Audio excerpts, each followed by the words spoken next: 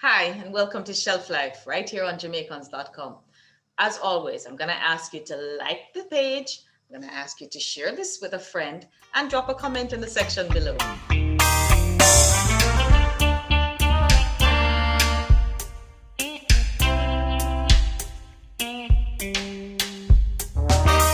Welcome again to Shelf Life, and today my guest is Dr. Suzanne Morrison-Williams. And she is an author, an educator, she's a life coach, she's the owner of Dr. Sue Speaks LLC, which is a leadership, management, and empowerment organization. Dr. Morrison-Williams serves as Vice President of the Academic Affairs at City College in Florida, and she has a long list of accolades to her name. But most importantly, she's here today because she's the author of Bossladyship. Calling me a boss lady. And we're going to talk to her about what that book means, what it means to be a boss lady. Join me. Hi, Suzanne, and welcome to Shelf Life. So good to have you with me. Thank you for having me. So you're an educator for over 20 years, I told my audience before we started, and that you really didn't plan to be a teacher. that was not your plan. It's kind of how you ended up. Yes. Tell me a little bit about who you are, your background, and we have a big joke about the who you are thing. A little bit about that, your background, how you grew up, where you grew up, all of that before we even get into talking about the book. Okay, well, I define myself based on my audience. So whoever my audience is, I am very, very much like a chameleon, and I will morph depending on who I'm talking to. So if I'm talking to my fellow Jamaicans and they ask me who I am, I understand that that has a very, very different meaning. They want to know where you went to high school, who is your mother and your father, and where you went to church. Those are the things that become apparent when I talk about it from that perspective. So when people ask me who I am, particularly in light of Jamaicans.com, I tell people that, I'm an Upper St. Andrew girl. You don't hear it quite as much anymore. I don't quite have the Upper St. Andrew drawl. You mean Upper St. Andrew? Yes, I don't quite have the Upper St. Andrew drawl anymore because I've lived here for so long. But I went to Mona Prep. I'm very proud Mona Prep girl. And then I went to Immaculate. Okay. And my mother and sister had many a grievance for the 5 years that I was there. And so she vowed I was never stepping foot back after I graduated. And so I went to St. Andrew High School for Girls, which is where I did sixth form. And then I thought I was coming to foreign to go to school. And my mother said, no, you need a skill. And so she sent me to Alpha Business. And so I went to Alpha Business. And so I am a trained secretary. And so best decision ever. So I came to college a little bit later than most people. Most people left straight after sixth form and came to college at 18. Mm-hmm. I didn't come to college till I was almost 20. But I was in much better stead because I came here with a skill. Right. All through college, I worked as a secretary. So I was always the person that was at the front desk. I knew how to type. I knew how to take shorthand. I knew how to answer a switchboard. So I came into and I went to FIU, worked at FIU for many, many years. So I came here and almost immediately started a life in education because not only was I going to college, I was working at the college. So I understood how colleges worked because I had been there. So, and apparently I had trauma and never left.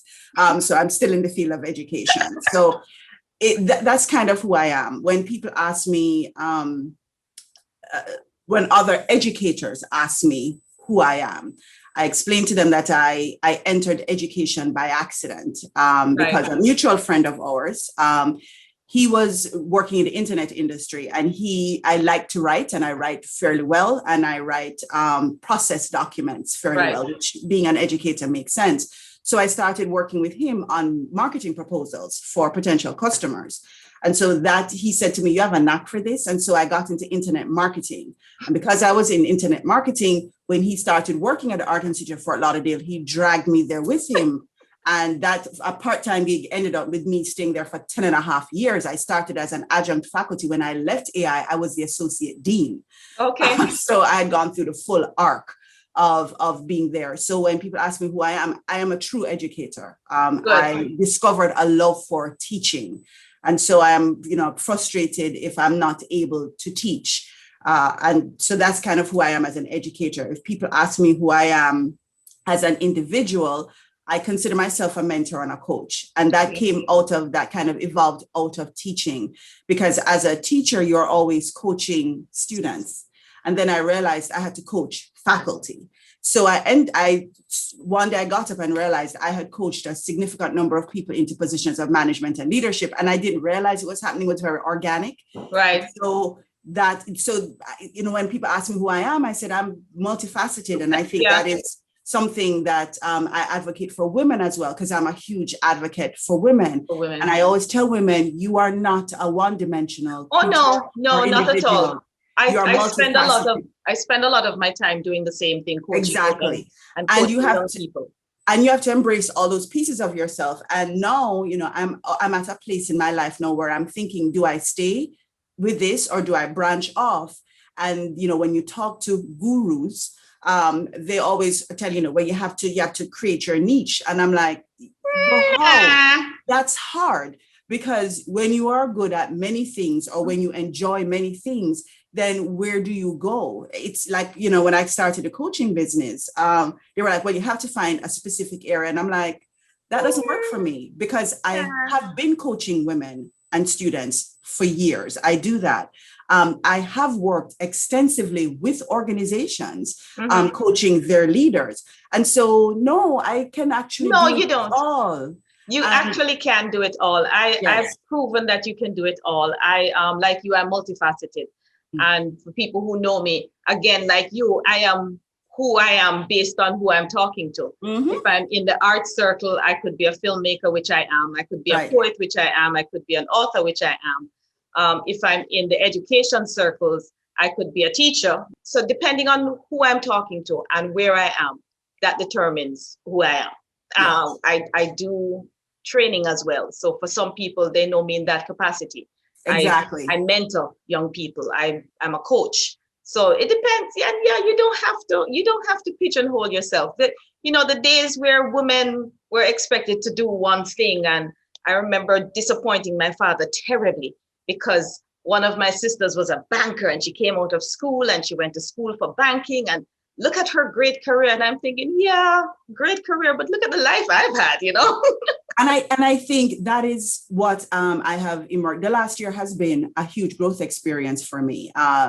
The book is just part of the growth experience, and the book came out of a personal life change. And one of the things that I also do Instagram live. So I talk about a lot more personal things on my Instagram live, because I think it's essential for other people to connect with the shifts and changes that happen with us individually, so that other people can glow up.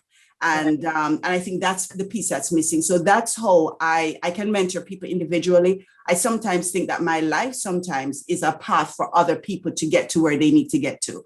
And the last year has been very, very interesting for me, because I went through the end of a 19-year marriage. And it's that made me realize, if this piece of your life is over, okay, then where are you going now? Yes. And everybody expected me to be lying down in a ball on the floor crying. And I said, well, first of all, I have a job and I have a son to raise. So if I'm going to have a nervous breakdown, I can have the nervous breakdown later. And I told everybody, including my pastor, he's like, how are you? I said, here's the deal, Pastor Sal.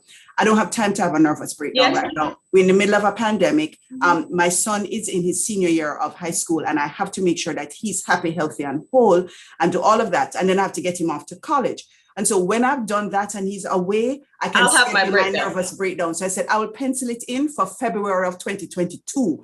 No, I don't have time for that right now. And that is also, and I realized that he was kind of taken aback. And I also realized there's a cultural thing with that as well, because we women of color realize that we have to schedule nervous breakdowns. Yes, we do. We can't just get up and have a nervous breakdown. And I look at other women of other cultures and I'm like, yeah, we can't do that. No, we can't do that. We have to schedule our breakdown. Yes. I'm so glad that is your ministry. Yeah, we have too many things to do. Exactly. And too much going on. And too much riding on our shoulders. We understand all of the cultural pieces that are riding on our shoulders. We understand that our success is not just our success. It is the success of everybody else. And that is something that I always try to explain to other women, because they don't get it. And so when I wrote the book, it was interesting. It was a white Jamaican who is also an author, who had seen her publish the book, and we went to high school together, and she had come and she goes, Sue, do me a favor. Can you buy my book? And I'm like, oh, of course. I said, that's what we women do. We support other women. I'm not in the field. I've not read the book cover to cover. I did, the college read. You read the first chapter, you read the first couple of paragraphs of each chapter and the ending, so you know what's happened. So by the time you finish the book, you are conversant with what. Yeah, and you can have an intelligent conversation. But you can't really say you've read the book per se. But I called her and spoke to her about what I wanted to do. And she said to me, no, Sue, that's not the book you're going to write. Because I was just going to write a book about women who are transitioning from being in their 40s to their 50s, because I turned 50 last year, and what that means and all the changes. And she went, no. She goes, that's the second book. The first book you need to write is, she goes, look at your life and look at where you are. She goes, look at the changes that are going on that's making you write this book. She goes, it is the shift in your personal life that has now focused you, made you laser focused on writing this book. So she goes, she says, you are a vice president, you're a leader, you own a company. She goes, that's what you need to talk about. You need to talk about how women of color can do what you did. And I just started laughing hysterically, because that is exactly where my doctorate ended. My doctorate was about mentorship and Black/African-American women. And that's a whole other discussion that I had to fight with when I explained to them I needed to do both. And they said to me, it's the same thing. I said, no, it's not. I am Black. I'm not African-American. Yes. And they were like, and speaking to these people of other races who are trying to tell me what I am. And I found that was a conversation. And I said, you cannot define who I am. I will tell you who I am, and you need to accept it. So that's a whole other thing. But the book ended exactly where my dissertation ended. And I said, if this is not karma, I don't know what else is, because the last chapter in my dissertation says, this is what we do. We pick up and create a blueprint for how women get to leadership. Right. So okay. So let us back up then, because you've gone to the end of the book now. It goes back up a little bit and go to the beginning of the book. Yeah. Right. So your book is all about boss leadership. Boss lady, being the boss lady. And when I first saw the book and first saw the title of the book, I figured it was about boss lady in terms of work, business. But it's just about being the boss lady, period. Of your life. Yeah, being in charge of your own life, being in charge of who you are, and being your own boss of your own life. Yes. And this does not preclude you being married or being in anything. It's just about owning your own life. But I want to go back to something that was at the very beginning of your book, which struck me really, really strongly. And it's something that I think really resonated with me, because I've heard this conversation so many times, and I've seen this conversation so many times. When you talked about learning and realizing, and somebody pointing out to you that the darker skinned children were the ones who were left with the chores at school to do. Talk about that revelation in your life and what that meant for you. What was that story? You let me not tell the story. You tell the story of that and how that changed your life. And interestingly, I don't remember that story so much as it being told to me by my mother. And so I remember that story through the prism of her pain. And my mother's history is that both of my grandparents are dark-skinned like I am. Right. My mother is lighter hued like you. So she was always called the fair one. So there was always a distinct. So my mother grew up knowing she was different. No, she looked just like her mother. Thank Jesus that she looked like the family. So it's not that I could say, and the kids all look alike. But you know how we are in Jamaica. You don't know what you're going to get. You put two people together, and we are all Heinz variety. So you never know what the mixture is going to come out with. Right. And so apparently the way the story goes, because I was about 6 when this was happening. So my recollection of it is slightly different. My recollection was I was given a position of prestige because the teacher was asking me to do things. And as a small child, when the teacher is asking to do things, you're just doing what the teacher asked you to do. Now, interestingly, I did not like Mrs. Packer very much. Didn't really like her. That I remember.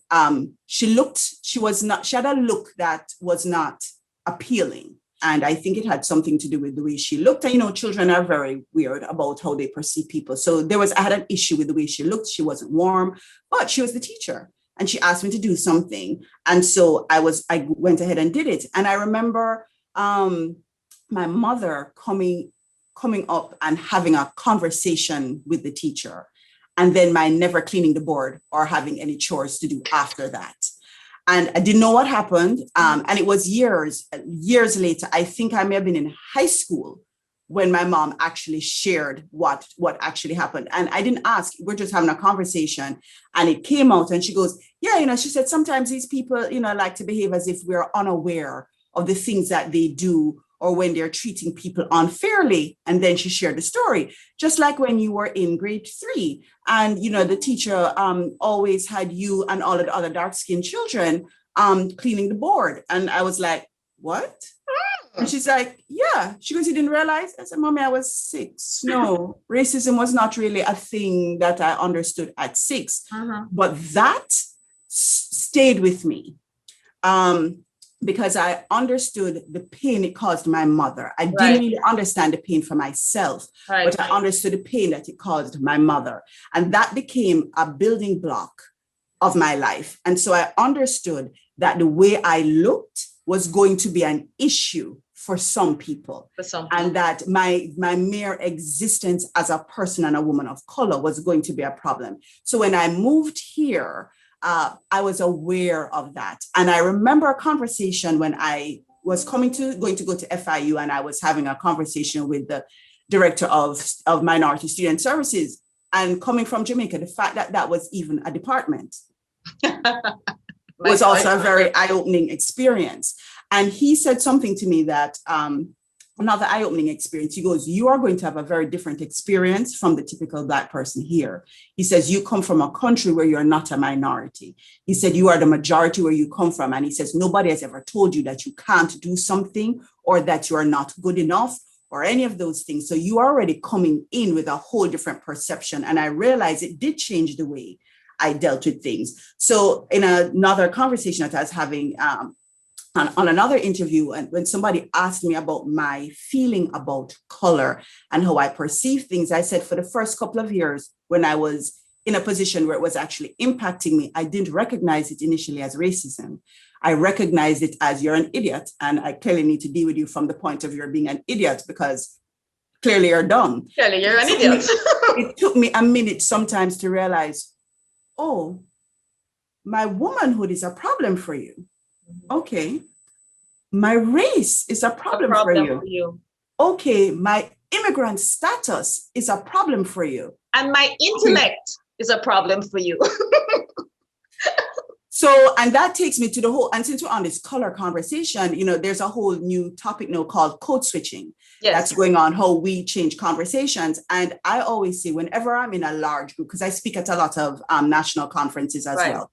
So when I'm at a national conference, what always amazes me is when the people come up, more so men than women, because women sometimes are a little bit more subtle with their foolishness, but they come with the foolishness. They come with it, but they're a little more subtle. But when the men come up and they are, and they think they're giving you a compliment, and they tell you about how, you know, how eloquent you are, and how well informed you are, and how poised, and all of those things.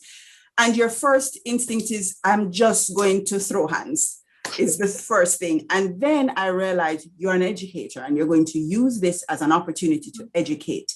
So I accept the compliment, because one of the things I understand is that they're operating from a point of, they really don't know. They really don't know. Me, and I just laugh. I speak at a lot of events too. And I usually, when they start talking about that part of, not my accolades in terms of my accomplishments, in terms of things like how well I speak and foolishness like that, nonsense like that. Yeah. And I just smile. Usually I just smile, or I just laugh, because I figure, you know what, you just don't know.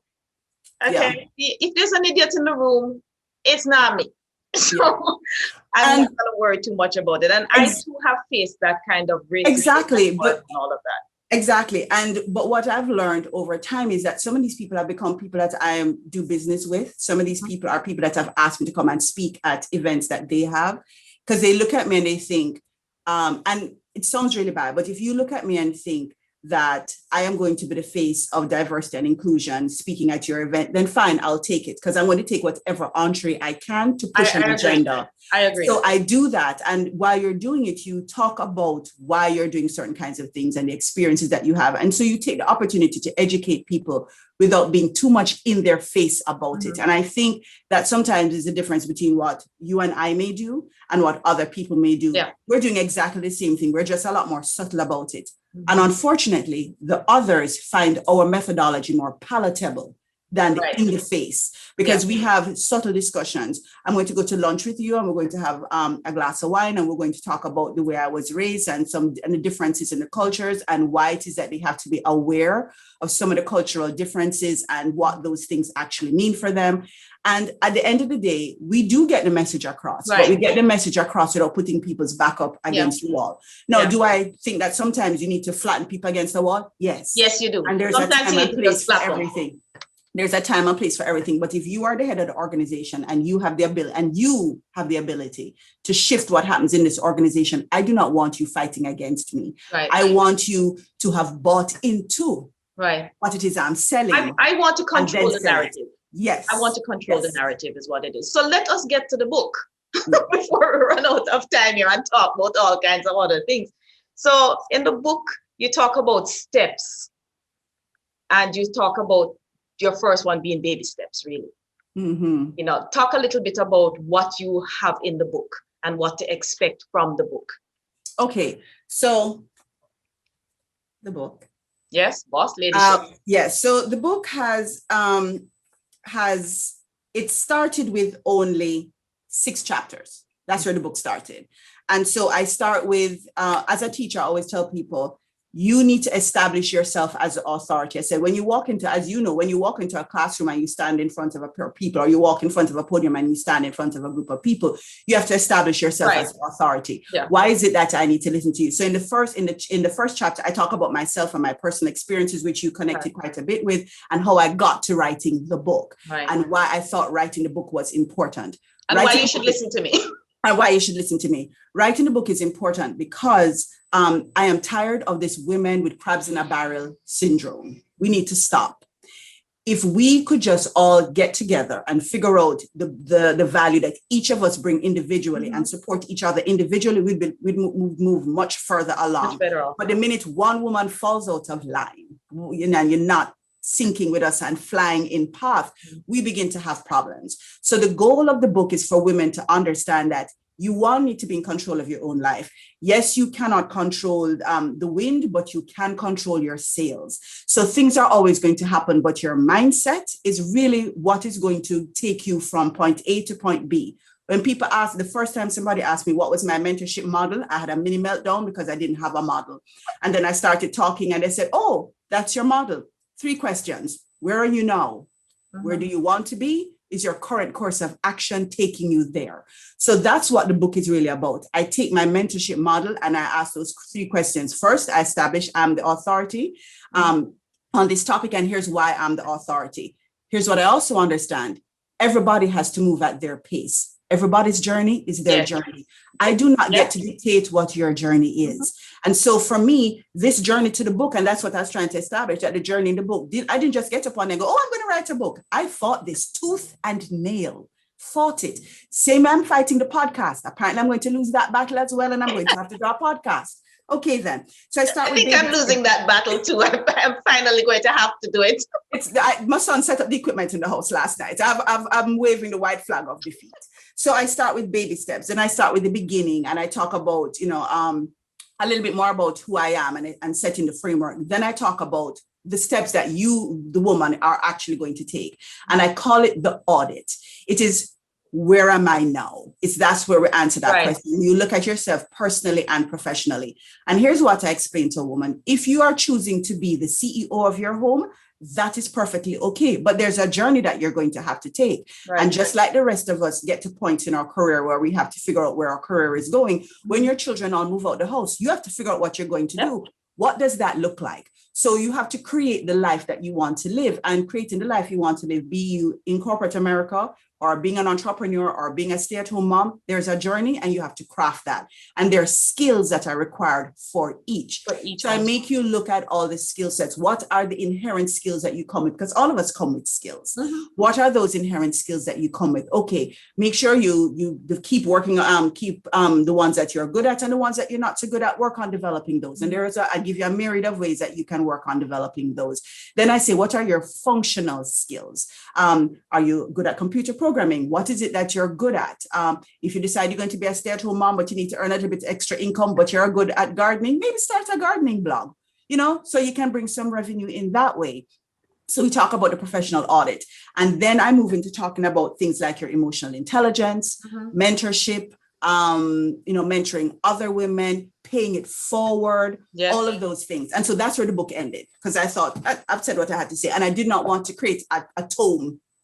I wanted to create something that was quick, easy, very, very light. And so I did that. And I gave the book to the publisher in March and we were done. And then we had a lockdown and we had to pivot.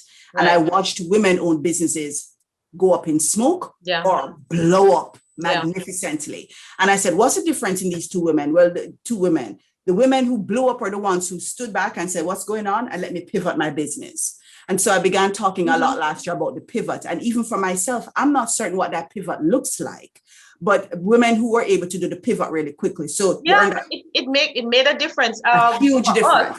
We're in production and my husband and I'm a writer, as you know, and we produce film and all of that. And for us, it meant we could no longer go out on the road and film stuff, like all our shows shut down, everything shut down. Yep. Brand new movie plans, everything shut down. Yeah. So we had to pivot. So I started doing my show by Zoom. I just blew up a whole new set of things. Exactly. New ways to do it. And in fact, the advent of Ari Times TV, which is our baby, came out of that pivot. Yes. You have to find the women who succeed are women who are flexible and quick. Exactly. And that is, and one of the things I talk about is that's a natural talent with us, because we raise children, to some extent, sometimes we're raising husbands. Then as your parents get older, you're raising them. We're raising them too. So particularly, I'm a Gen Xer, women in our generation, we are the sandwich generation. We have children on one end, parents on the other. And then you're a professional in the middle. So you're always managing and juggling all of those pieces. So women naturally did very well in this environment, because women just went, okay, so how am I going to work this? And just thought about it. As we say in Jamaica, we take our hand on fashion. Your hand make fashion. Exactly. Really, women are amazing at juggling 10 different balls and dropping only one. Exactly. And then I ended the book on this kind of the way I started it, which is talking about race again. And the reason I wrote the chapter was my son, when I was writing the book, had just turned 18. When I was writing that chapter, I just turned 18 and just turned 17, and Ahmaud Arbery had just been shot. And my son's a runner. He stopped running and we were in a pandemic. So he was literally stuck in the house. And I watched my son change. I watched so many young people change. And it was not good. And I realized that I had to do something. He's a child of violence, because he was in a private school when the Stoneman Douglas shooting took place, and he was in lockdown, and he made me do the march. And he is, I tell people who are not of color, if you have not had that conversation with your 12-year-old about the fact that he's a middle class kid from Boca Raton is not going to save him. It's not going to save at all, because all people see is 6 foot, 182 pounds of black male. That's all they see. And who he is, and the fact that he's a Christian and that he's soft-spoken and he don't curse, none of those things are seen, just that. And so I came full circle, because as a boss lady, I'm also required to raise the next generation of men who are going to raise up and support their queen and their boss lady.